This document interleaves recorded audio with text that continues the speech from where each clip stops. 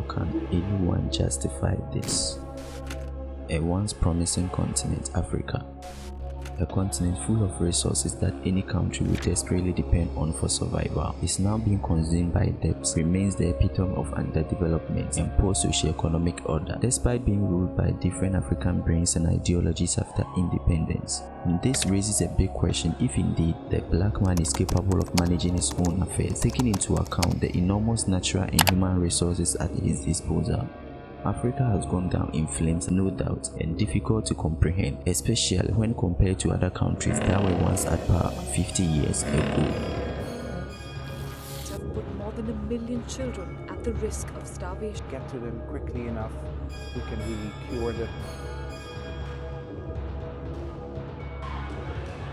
Have we missed the boat as a people or a continent? From founding fathers through military dictatorship and democratic leadership, it appears we failed to blink twice, and we find ourselves a long way from hope. Our unfulfilled expectations continue to remain in books and speeches, as current democratic governments continue to swim in corruption, satisfying the needs of few at the expense of the larger ignorant masses. It remains unjustifiable, in my opinion, for anyone to push African developmental inertia on colonialism and slave trade, and anyone who despises this opinion is choosing to ignore reality. Over 50 years post-independence is adequate for bad socio-economic revival and proper policy implementation for the people.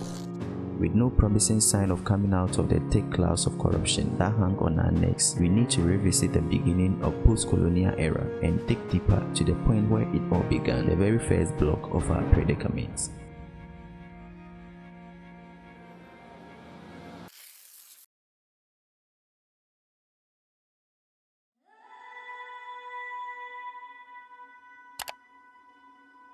In 1957, history was made as Ghana became the first sub-Saharan African country to achieve independence. The following decade into the 1960s was a period most African countries attained the same milestone of eternal liberty. The atmosphere was charged with optimism and great expectations from the charismatic founding fathers. African in the world, that new African is ready to fight his own battle and show that after all, the black man is capable of managing his own affairs. But that period was short-lived, as the imbalance between expectations and performances by the founding fathers became an unavoidable reality. After tasting power, assumed the position of dictatorship, and a one-party state was declared among most of the country.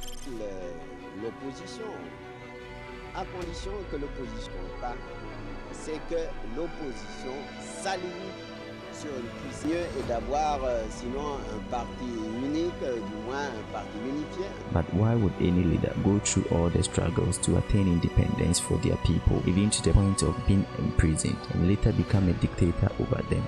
But pay attention here, there was great anticipation among observers after independence that these new African states would adopt Western democracies and use them to form effective, efficient and equitable systems for their societies. But soon it became apparent that it was not easy to graft these institutions and patterns of Western behavior onto Africa. One African state after the other began to reject these forms and create hybrids of their own. In some places, dominant party system became a single party system in the service of the authoritarian civilian regimes. A second opposition party or multiple party system was seen by these dictators as threats and backdoors for Western countries to infiltrate and manipulate their governments. Nous n'avons pas besoin d'opposition. Ce sont des banques, nous ne sommes pas cartésiens comme vous.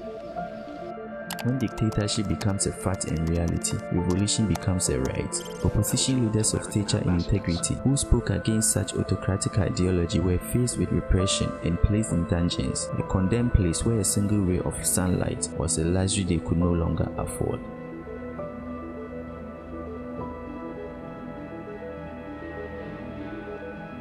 A potentially more beneficial policy for growth, security or democracy may simply be ignored if that policy also compromises the leader's incumbency, and as such African countries fell behind other regions on standard indicators of development, democracy and order. Their one-party system prohibited political accountability, and neither did the imposed anonymity facilitate the rapid expansions of public services or the adoption of growth-promoting policies. Instead, laid the foundation for corruption, breaking civilian rule and political instability. Guinea's charismatic founder, Sekou Touré, insisted in his speeches that any opposition to his dominant party represented saboteurs associated with the colonial state.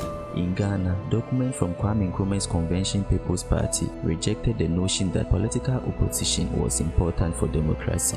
In Tanzania, Julius denied that the absence of political opposition was tantamount to dictatorship. Leopold Senghor of Senegal wrote that opposition can only be tempted to serve foreign powers. Our duty is to prevent subversion. Based on these subconscious motives, most African leaders outstayed their term in office. President Mobutu Sese Seko ruled DR Congo for 32 years. Daniel Arap held Kenya for 24 years. Omar Bongo of Gabon ruled for 41 years until he died in 2009. Mathieu Kirikou of Benin ruled for 19 years. J.J. Rawlings, who first came to power through a coup d'etat, ruled Ghana for 11 years and re-elected democratically for another 8 years. Felix Boni of Cote d'Ivoire ruled for 33 years. Denis Sassou Nguesso ruled Congo for 40 years. Blaise Compaoré of Burkina Faso was forced to resign in 2014 after 27 years in office. While José Eduardo dos Santos ruled Angola since 1979. And these long-serving presidents' regimes were deficient in pillars of socio-economic development but promoted unilateral ideologies.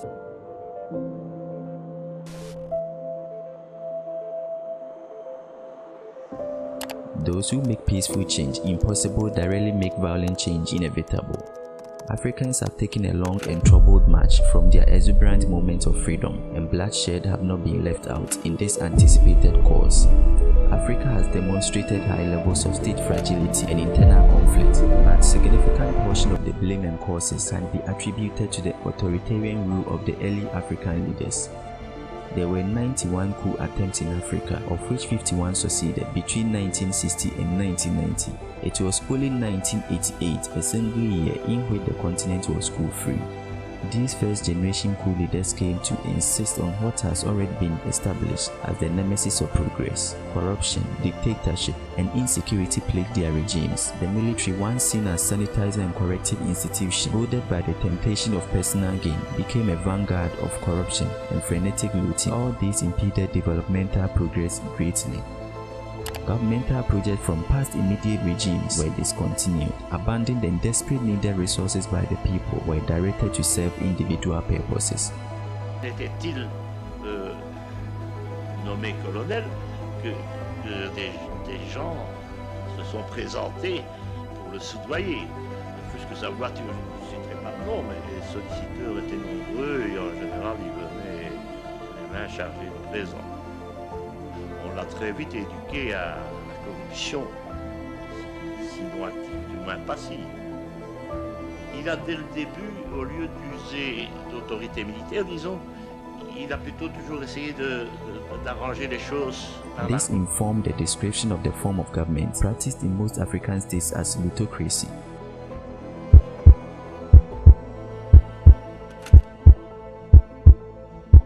In addition to uncountable coups that had depleted the continent of any hope of peace and developmental progress, civil wars and conflicts have collectively buried any chance for economic resurrection.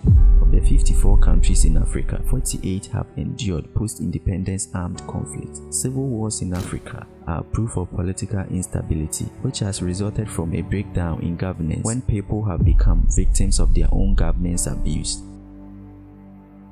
A conservative estimate has put the number of Africans killed in post-independence insurgencies, conflicts and civil wars at 13.8 million people in the last 50 to 60 years, whereas the total number of Africans shipped to the Americas and Europe during the Atlantic slave trade was about 11 million people.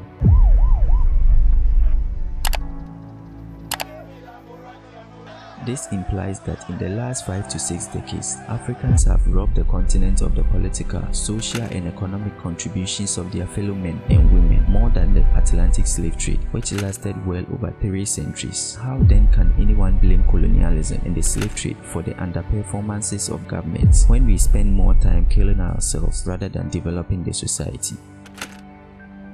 As should be expected, apart from heavy human casualties, these wars contributed to the spread of diseases, malnutrition, hunger, starvation, and moral breakdown of Africans and African states. These factors have deterred foreign investors, destroyed the proper usage of resources, and developmental stagnation has become the inevitable result.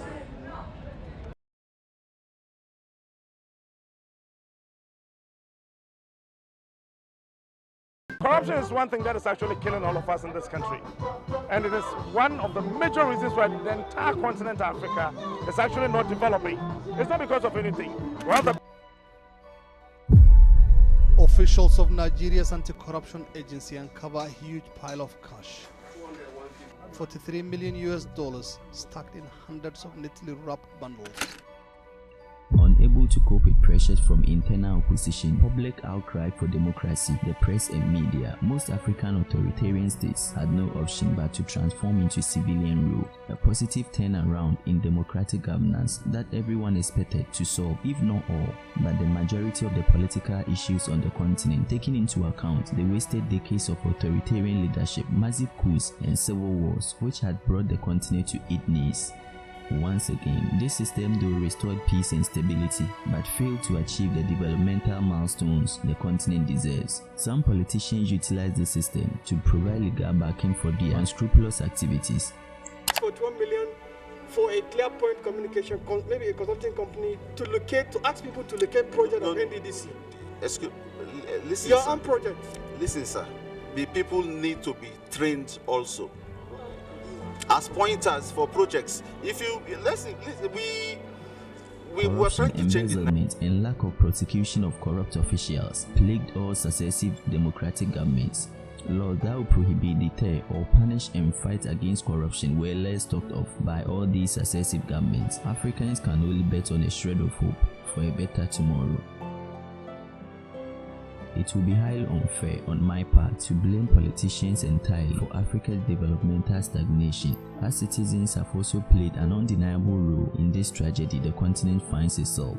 Over-reliance on religion for the solution to our everyday problems, lack of maintenance culture and poor work attitude at the government sector. On top of it all, some citizens have become the puppets and accomplices of corrupt politicians in exchange for unmerited favors. All these have worsened the situation, making it difficult for even good leaders with good intentions to revive the economy and make a meaningful impact.